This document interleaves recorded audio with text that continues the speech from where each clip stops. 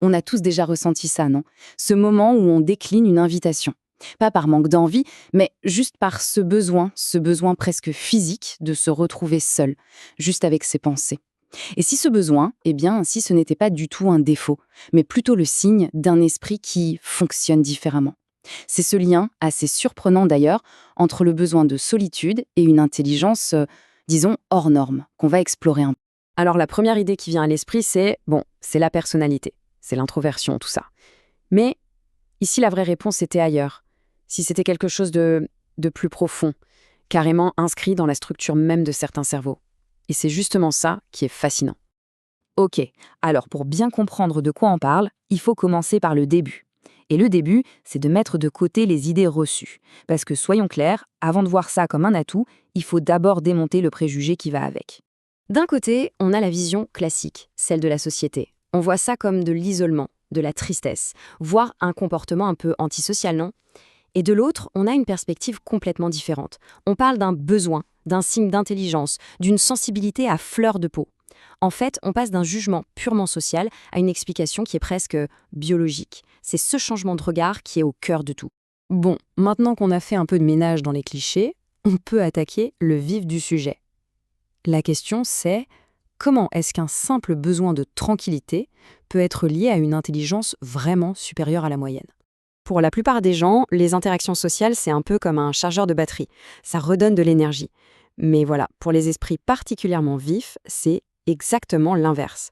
Chaque conversation, même la plus banale, chaque petite interaction, peut être ressentie comme une véritable interruption. Une distraction qui vient les couper net dans leur réflexion. Et ça, c'est vraiment le point central. Il faut bien comprendre, il ne s'agit pas de ne pas aimer les gens, absolument pas. Il s'agit de protéger un espace mental. Imaginez un instant, le cerveau est en train de construire une idée, une structure super complexe. Et là, un simple « salut, ça va ?» arrive, et c'est comme une petite secousse sismique qui menace de faire s'écrouler tout le château de cartes. Dans ce contexte, la solitude, ce n'est plus un mur qui isole, non, c'est un bouclier qui protège. Mais alors, pourquoi ? Pourquoi ce fameux flux de pensée est si précieux et en même temps si fragile ? Eh bien, la réponse, elle est littéralement dans le câblage du cerveau. Le concept clé ici, c'est ce qu'on appelle la haute sensibilité sensorielle. Et attention, ce n'est pas du tout une question d'émotivité, hein. On parle bien de neurologie pure. En gros, le cerveau de ces personnes, c'est comme une éponge, mais une éponge hyper absorbante. Il ne filtre pas du tout les infos de la même manière qu'un cerveau lambda. Concrètement, ça veut dire quoi tout absorber ? Eh bien, ça veut dire que pendant une simple conversation, ce type de cerveau ne va pas juste traiter les mots. Non, il va analyser le ton de la voix, les micro-expressions sur le visage, les bruits de fond dans la pièce, la lumière, les mouvements des gens, tout, vraiment tout, y compris, et c'est ça qui est dingue, les émotions que les autres tentent de dissimuler. Et forcément, la conséquence de cette avalanche d'informations, elle est inévitable. C'est la surcharge cognitive. C'est un peu comme un ordinateur qui recevrait des milliers de commandes à la seconde. À un moment, le processeur interne, il surchauffe, c'est logique. Il y a juste beaucoup trop de données à traiter en même temps. Et là, se concentrer, ça devient mission impossible.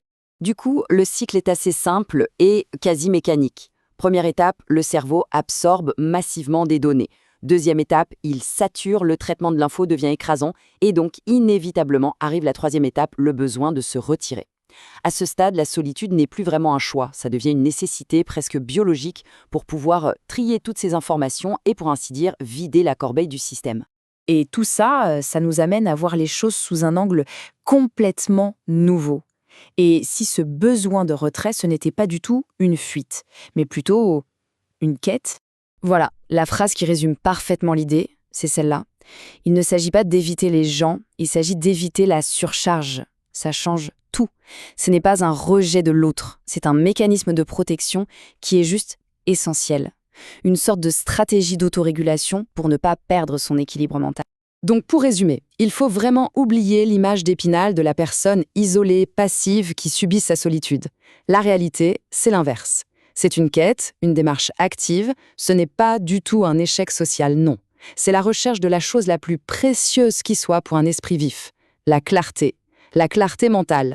La solitude devient alors un outil. C'est l'équivalent du silence pour un musicien ou de la toile blanche pour un peintre. C'est vraiment l'outil indispensable qui permet aux idées de se mettre en ordre, à la créativité de sortir. Du coup, ça devient un vrai choix, un choix conscient, délibéré, pour pouvoir enfin fonctionner à son plein potentiel. Et ça nous laisse avec une dernière question, une question pour notre époque.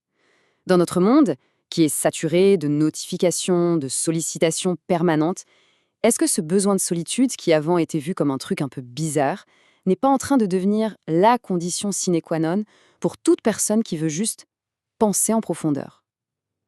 C'est une bonne question à méditer.